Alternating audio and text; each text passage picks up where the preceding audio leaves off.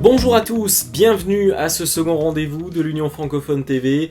Lutter contre les infox, c'est ce que soutient l'Union francophone avec le défi Stop aux infox Covid-19 lancé aux jeunes talents de la publicité de toute la francophonie.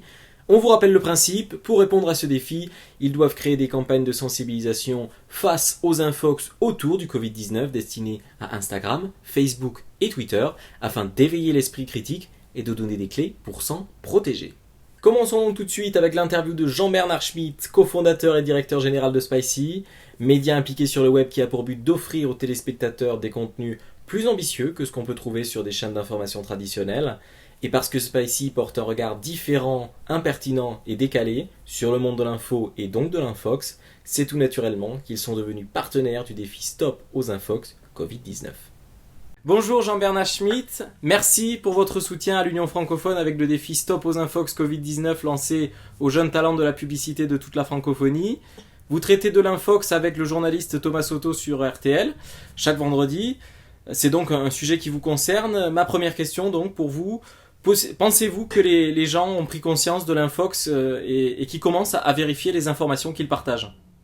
C'est assez paradoxal, mais il y a effectivement toute une partie du public qui a pris conscience des réflexes à acquérir, de la prudence aussi à acquérir et dont il faut faire preuve par rapport à l'information. Et pourtant, et c'est ce qui nous a énormément mobilisés dans cette crise-là, depuis la mi-mars, cette crise sanitaire, on a assisté à une crise informationnelle, dirais-je, hallucinante.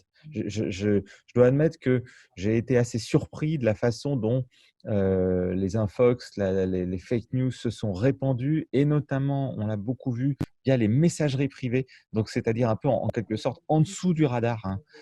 Pas aussi, déjà que c'était problématique, pas aussi nettement que sur les réseaux sociaux.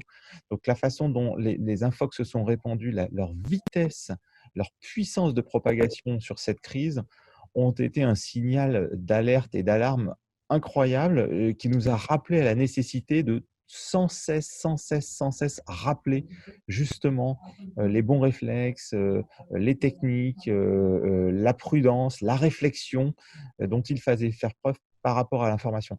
Donc, c'est encore une fois, c'est à la fois, on sent que les choses progressent, oui, et on voit d'ailleurs dans certains commentaires de posts toute une partie du public qui modère et qui dit attention, c'est suspect, ça ressemble à une fake news, etc. Et en même temps, on a vu un nombre de messages incroyables circuler, se propager et être relayés par des anonymes sur les messageries privées en disant voilà, j'y crois, c'est dingue, et provoquer énormément de colère, d'énervement par rapport à tout ce qui se passait, évidemment, notamment face à l'incertitude que provoquait cette crise. Donc, ça nous a montré qu'il y avait encore beaucoup de travail à fournir, qu'il fallait jamais relâcher les efforts dans la lutte contre la désinformation. Quelle est l'infox à laquelle vous avez été le plus sensible et pourquoi ?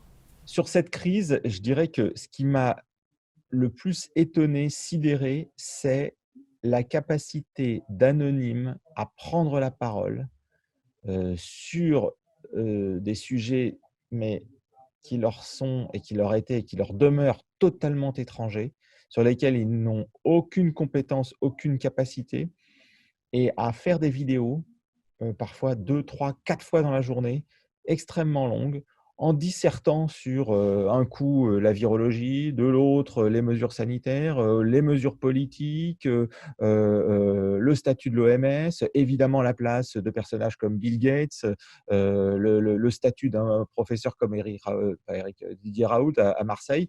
En l'occurrence, cette sorte d'émergence d'anonymes, de complotistes en salon et en chambre qui se sont mis à déblatérer sur les réseaux sociaux et qui ont été relayés, qui ont fait des millions de vues, des millions de vues. Et ça, je dois admettre que j'étais étonné du nombre, de la puissance de ces, encore une fois, conspirationnistes en chambre et de leur capacité d'audience et qui demeure encore aujourd'hui. Bon, merci beaucoup en tout cas d'avoir été avec nous, Jean-Bernard Schmitt, et merci pour votre témoignage en tout cas.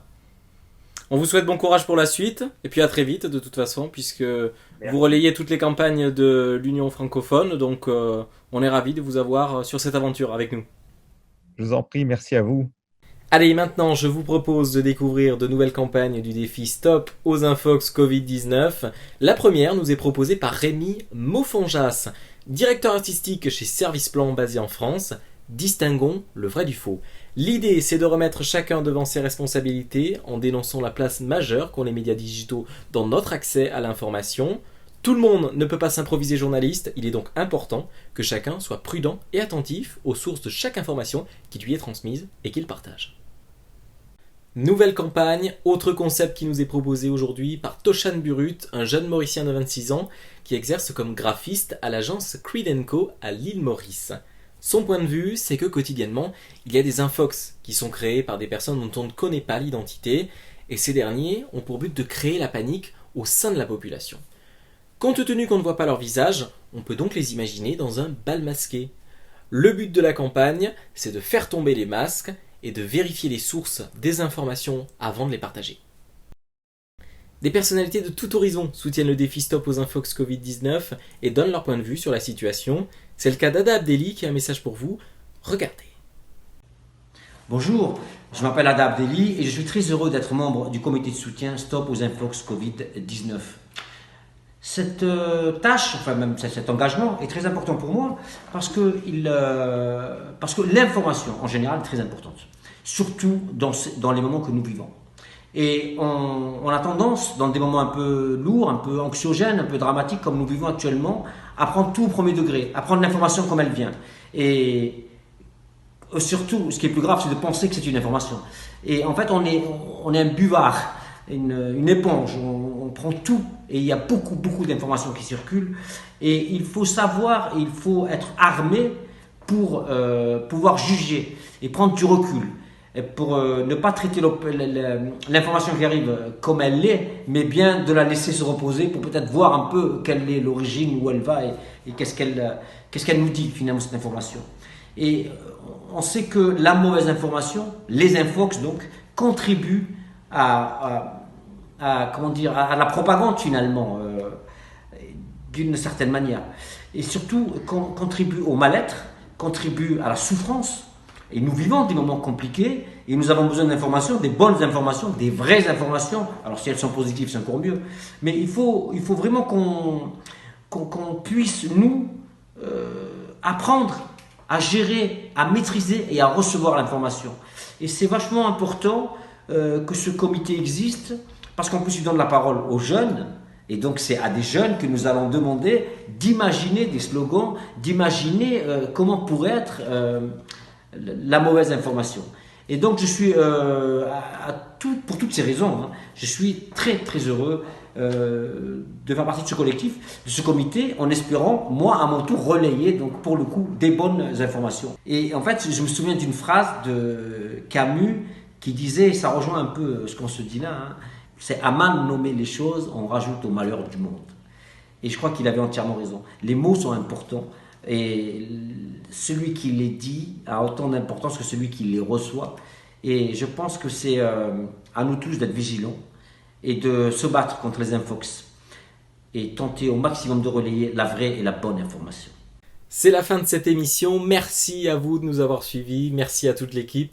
Continuez à rester vigilants avec les infox qui circulent sur les réseaux sociaux. Prenez soin de vous. À la semaine prochaine. Salut!